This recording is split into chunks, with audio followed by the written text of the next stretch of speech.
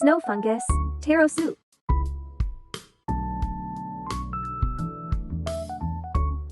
Remove the taro skin. Cut into cubes. Soak the peanuts for half an hour. Then peel off the skin. Cut the snow fungus.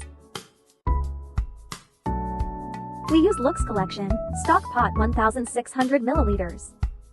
Add in the peanut. Snow fungus.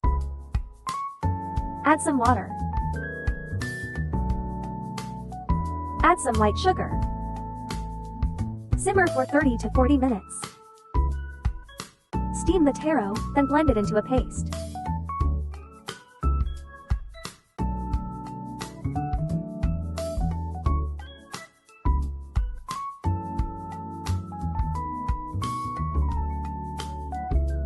Add the taro paste. Mix evenly.